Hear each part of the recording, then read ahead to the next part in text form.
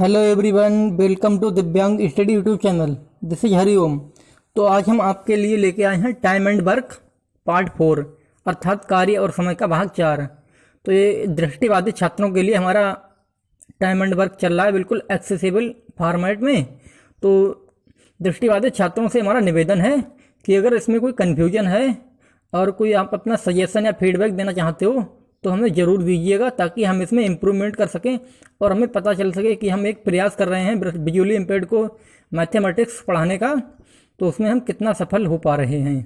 तो बाकी हमारा जो चैनल है उसे आप लोग दृष्टिबाधित छात्रों को ज़्यादा से ज़्यादा शेयर कीजिए, और हमारी वीडियो अगर आपको अच्छी लगे ना तो इसे लाइक कीजिएगा और हमारे चैनल दिव्यांग स्टडी को सब्सक्राइब कीजिएगा।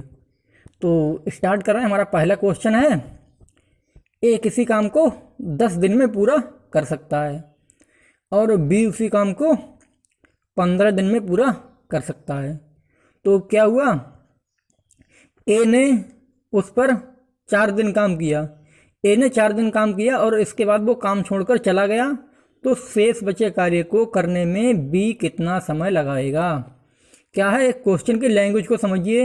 ये समझना, अगर आप समझ गए ना तो आधा काम तो यहीं हो जाएगा, क्वेश्चन आधा सॉल्व हो जाएगा यानी कि। तो क्या है, जैसे ए अगर अकेले कोई काम करता है, ठीक है, तो वो 10 दिन में पूरा कर देता है। और अगर वही सेम काम है अगर बी करता है तो वो 15 दिन लगाता है उसे पूरा करने में, ठीक है। अब उसने क्या कहा है, ए आया और उसने 4 दिन काम किया, इसके बाद वो छोड़कर चला गया। कोई भी रीजन रहा होगा, वो छोड़ के चला गया 4 दिन करके। तो कुछ काम 4 दिन के बाद कुछ काम जो शेष बचा होगा तो उसे करने में बी कितना टाइम लगाएगा या कितना समय लगाएगा। तो सबसे पहले क्या करते हैं, इनकी इफ़िशियंसी निकाल लेते हैं ए और बी की। तो वो ए तो हम पहले भी करते थे। तो ए कितने दिन में करता है, 10 दिन में, बी करता है 15 दिन में, यानी कि ए 10 डेज में और बी 15 डेज में। तो 10 और 15 का एलसीएम कितना आ जाएगा, 30, यानी कि 30। तो 30 तो आ गया इनका एलसीएम।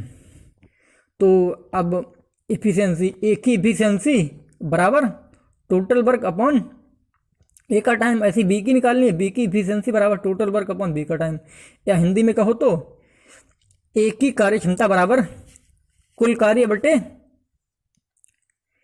ए का समय, और ऐसे ही बी की कार्य क्षमता बराबर कुल कार्य बटे बी का समय। तो यहाँ पे क्या है, ए की इफिशियंसी हमें निकालनी है। तो टोटल वर्क कितना है हमारा 30, और बटे में ए का टाइम कितना है 10, तो यानी कि 30/10 या 30/10।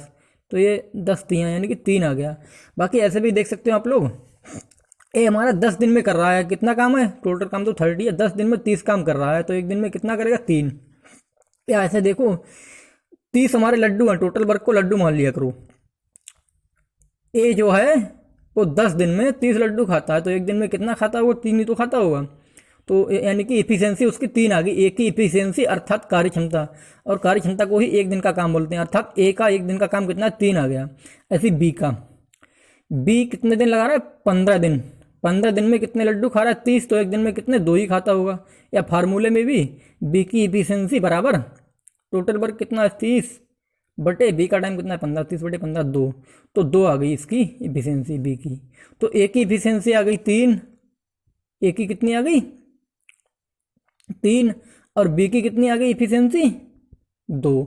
यानी कि ए अगर एक दिन में 3 काम कर रहा है तो बी एक दिन में 2 काम करता है। तो अब क्या किया, ए ने 4 दिन काम किया, तो एक दिन में 3 कर रहा है, 4 दिन में कितना करेगा, 3 × 4 यानी कि 3 × 4, तो 12 काम करेगा 4 दिन में। और क्या कहा है क्वेश्चन में, 4 दिन के बाद वो काम छोड़कर चला गया, तो 3 का एक दिन में काम करता है और उसने 4 दिन काम किया, तो 3 चौक 12 है, तो 12 काम करके वो चला गया।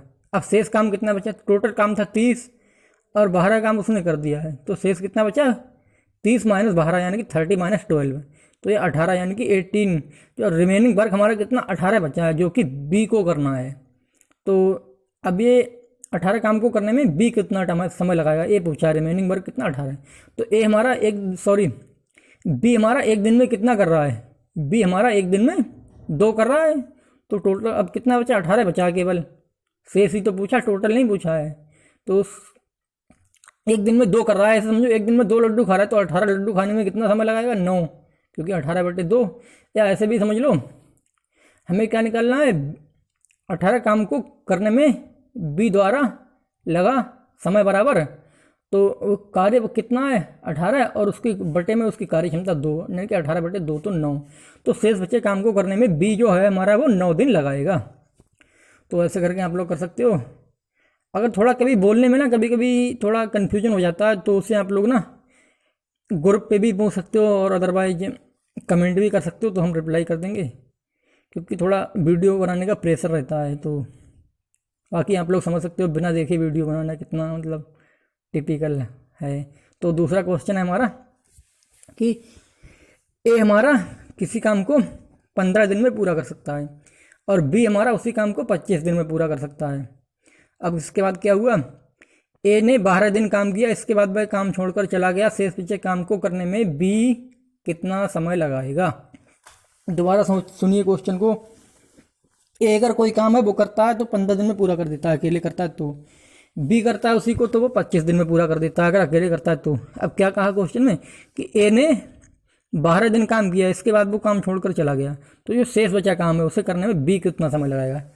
बिल्कुल सेम है पहले क्वेश्चन की तरह। तो यहाँ पे हम 15 और 25 का एलसीएम ले लेंगे, यानी कि 15 और 25 का एलसीएम कितना आ जाएगा, लीस्ट काउंट मल्टीपल 75 या 75। तो हम 75 को लेट कर लेंगे कि ये हमारा टोटल वर्क है। टोटल वर्क कितना है 75 या 75। तो अब इफिशियंसी निकालो। ए की इफिशियंसी कैसे निकालोगे, टोटल वर्क अपॉन ए का टाइम, ऐसे बी की निकालोगे टोटल वर्क अपॉन बी का टाइम। तो ए की इफिशियंसी यानी कि वो 15 दिन में 75 काम कर रहा है तो एक दिन में कितना करेगा, या 15 दिन में 75 लड्डू खाता है तो एक दिन में कितने 5। तो ए की इफिशियंसी आ गई 5। बाकी फार्मूला है ए की इफिशियंसी बराबर टोटल वर्क कितना है 75 बटे ए का टाइम कितना है 15, तो 75/15 यानी कि 5। तो ए एक दिन में 5 काम करता है, अर्थात ए की इफिशियंसी 5 आ गई। ऐसी बी की इफिशियंसी बराबर टोटल वर्क कितना है 75 बटे बी का टाइम कितना है 25, तो 75/25 यानी कि 3। ऐसे भी समझ सकते हो 75 लड्डू खाने में बी जो है 25 दिन लगा रहा, तो एक दिन में कितना खाता होगा, 25 दिन में 75 लड्डू खाता है तो एक दिन में 3 खाता होगा, तभी वो 25 दिन में खा पा रहा है 75, तो 3। तो ए की इफिशियंसी आ गई 5, अर्थात ए का एक दिन का काम 5 और बी की इफिशियंसी अर्थात बी का एक दिन का काम कितना आ गया 3। तो क्वेश्चन में कहा गया अकॉर्डिंग टू द क्वेश्चन कहा गया है ए ने 12 डेज यानी कि 12 दिन काम किया, तो 12 दिन में कितना काम करेगा वो, एक दिन में उसकी इफिशियंसी 5 आई है तो 12 दिन में कितना 12 गुणा 5 यानी कि 60 काम क्वेश्चन में दिया हुआ है। तो उसने 12 दिन काम किया है और इफिशियंसी हमने निकाल ली है, ए की 5 थी और बी की 3 थी। तो ए ने 12 दिन काम किया है तो एक दिन में 5 यानी कि इफिशियंसी 5 है, तो 12 दिन में 12 पंजे 60 यानी कि 12 × 5 12 × 5 60। तो 60 काम तो ए ने कर दिया है। और टोटल वर्क हमारा था कितना 75 था, टोटल वर्क हमारा 75 था और 60 काम हो गया, तो रिमेनिंग कितना बचेगा, 75 में से हमारा 60 हो गया है तो शेष कितना बचेगा, रिमेनिंग वर्क बराबर 75 - 60 यानी कि 15, या शेष कार्य बराबर 75 - 60 बराबर 15। तो 15 काम हमारा शेष बचा है। अब क्वेश्चन में पूछा गया शेष काम करने में बी कितना टाइम लगाएगा, तो 15 काम बचा है। अब बी हमारा एक दिन में कितना करता है 3 करता है। ऐसे समझ लो 15 लड्डू खाने हैं बी को और वो एक दिन में 3 खाता है, तो 15 खाने में कितना टाइम लगाएगा